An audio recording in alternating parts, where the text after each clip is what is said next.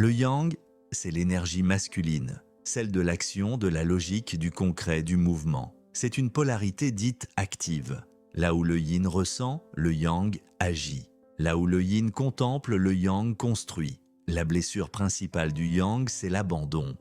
Derrière sa force apparente se cache une peur silencieuse, la peur d'être laissé seul, oublié ou remplacé. Alors, le yang prend les devants.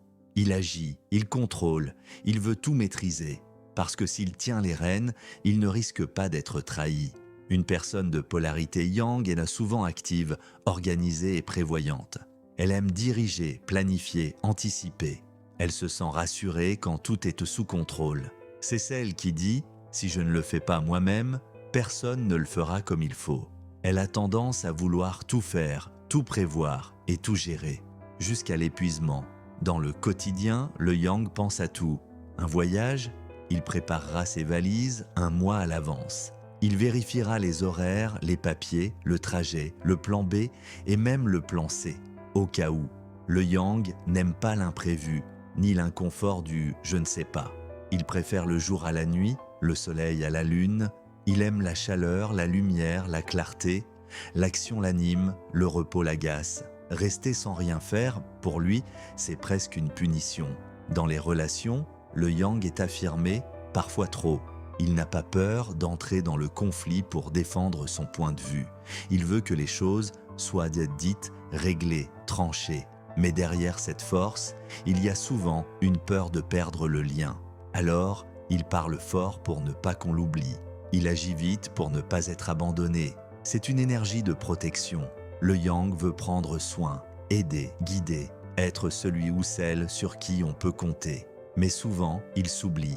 Il donne sans pause, il avance sans respirer.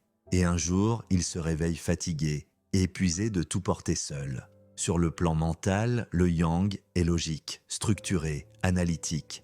Il aime comprendre le pourquoi et le comment. Il se sent en sécurité quand tout est clair. Mais quand il pense trop, il s'enferme dans la tête et délaisse le cœur. Il devient rigide, nerveux, impatient.